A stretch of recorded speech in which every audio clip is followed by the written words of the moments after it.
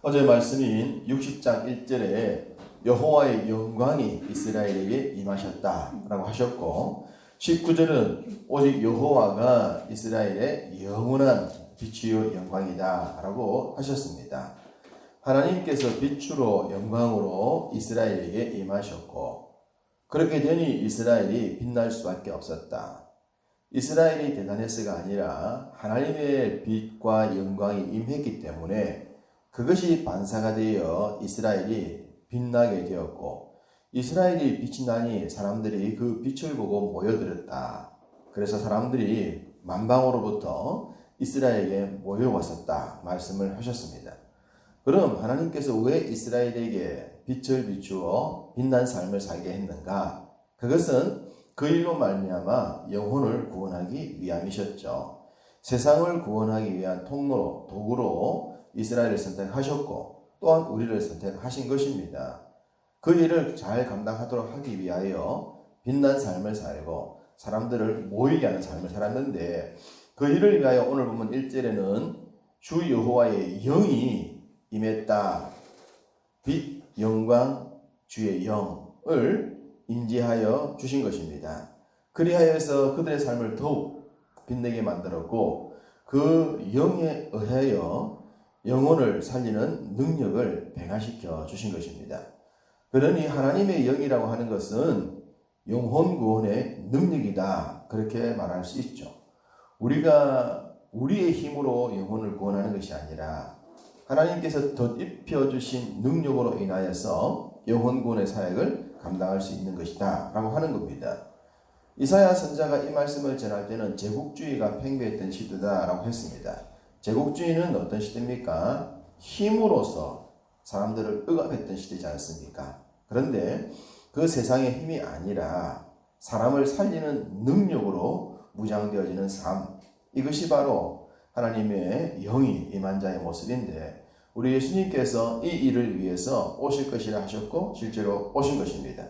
그리고 주님의 오심, 또 장차 오실 주님을 선포하면서 주의 말씀에 무장된 사람들은 악한 영으로부터 지배받고 있는 사람들에게 자유를 선포하는 것이다.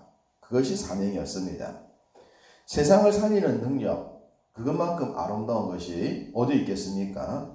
죽은 자를 살리고 죽어가는 자를 살릴 수 있는 능력은 아무나 갖는 것이 아니다. 세상에 의수를 가진 자가 할 수 없는 신비하고 기이한 기적적인 능력이다 라고 할 수 있습니다.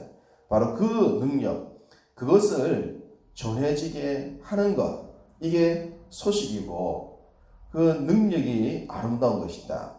그렇기 때문에 1절에 아름다운 소식은 전해지는 것이다 라고 했습니다. 아무리 좋은 정보라 하더라도 전해지지 않고 누군가에게 숨겨져 있다면 그것은 아름다울 수가 없죠. 무엇보다 죽은 영혼을 살리는 능력이 가장 아름다운 소식인데, 그 소식은 전해져야만 하는 겁니다.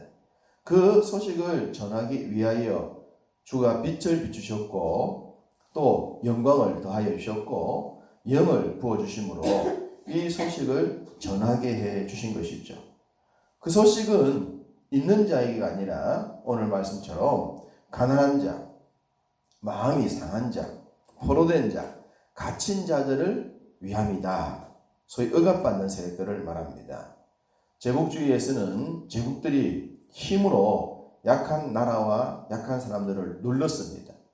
그들은 자신들의 의지와 상관없이 제국주의자들의 지배를 받으면서 가진 것을 빼앗겼고 포로가 되었고 노예가 되었고 가족들이 나누어져야 했습니다.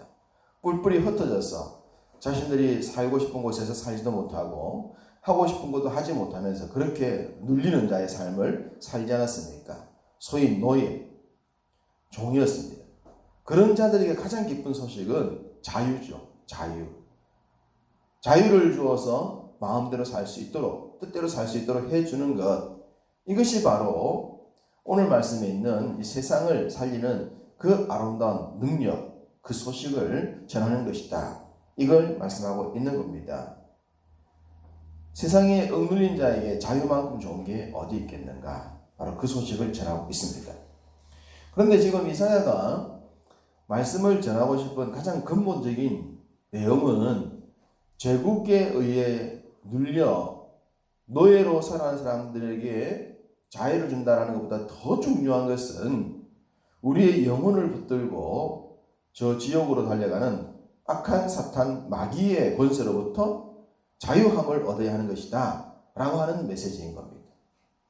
이 땅의 세력들에게 붙들려 사는 것도 불쌍하지만 그것보다 더욱 불쌍한 것은 영혼의 제국주의자인 악한 사탄에게 붙들려서 지옥 가는 것이 더욱 불쌍한 것이다.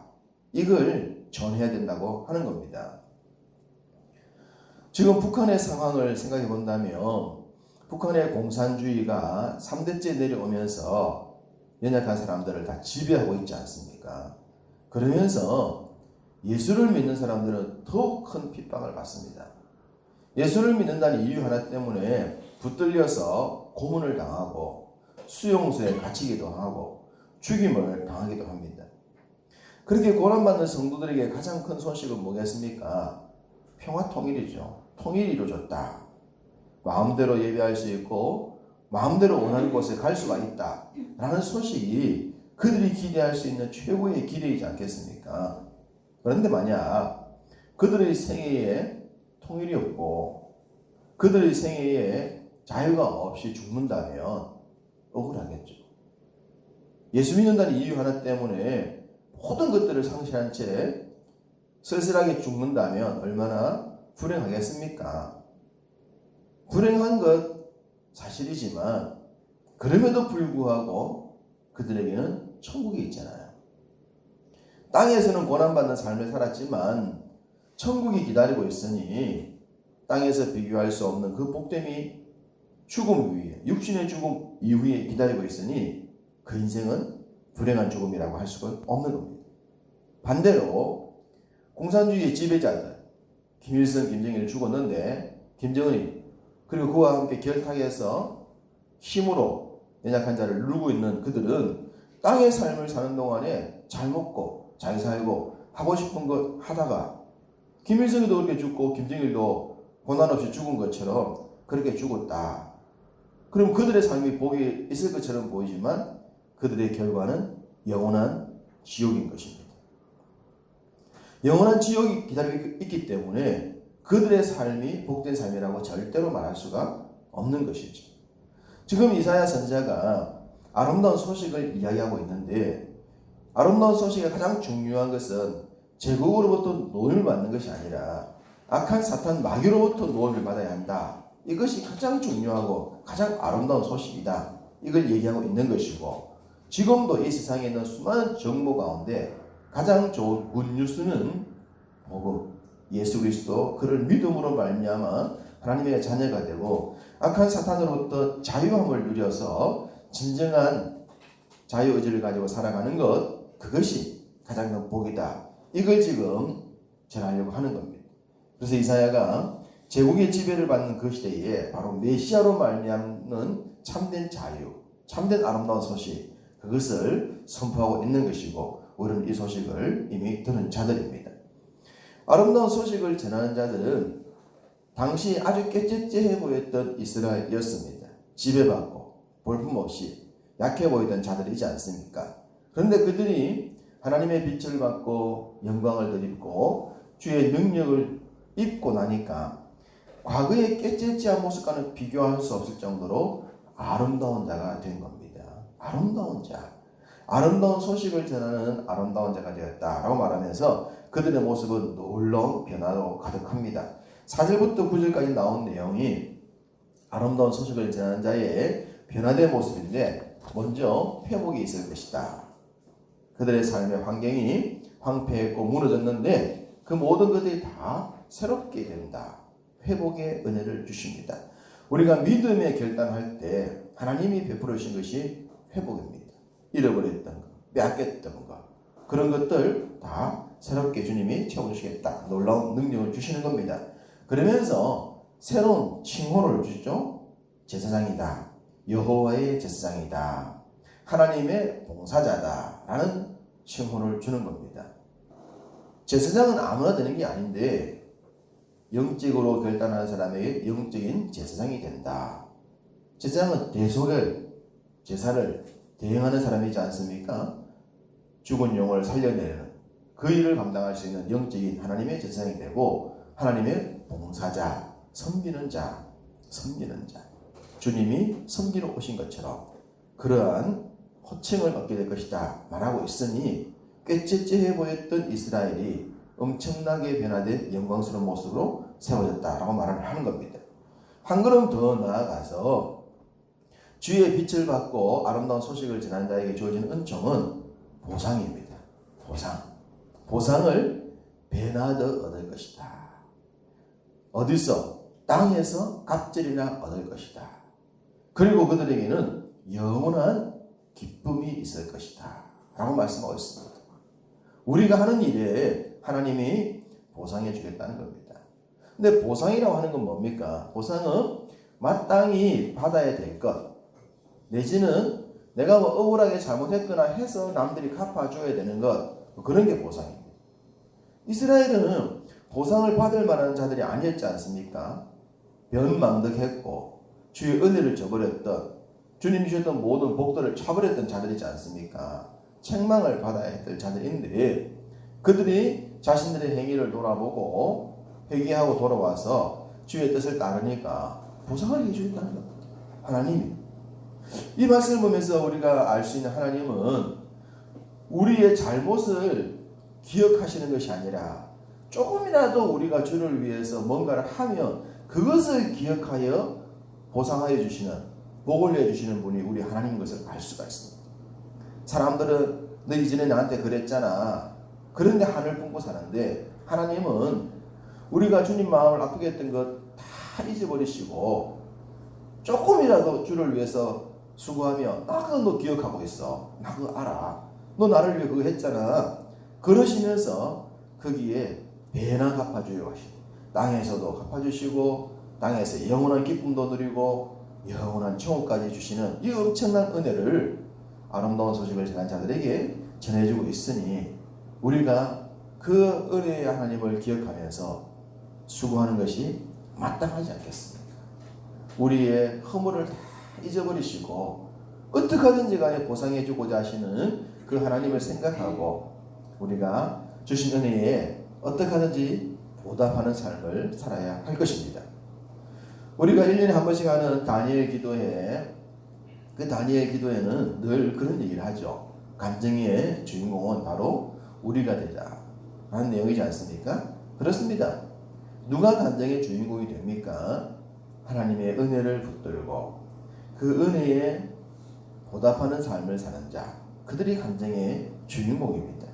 대단한 삶은 살지 않더라도 적어도 자식들에게, 가까운 사람들에게 자신의 삶을 통해 일어난 하나님의 기적적인 이야기들을 전할 수 있는 간증의 주인공이 될 줄로 믿습니다.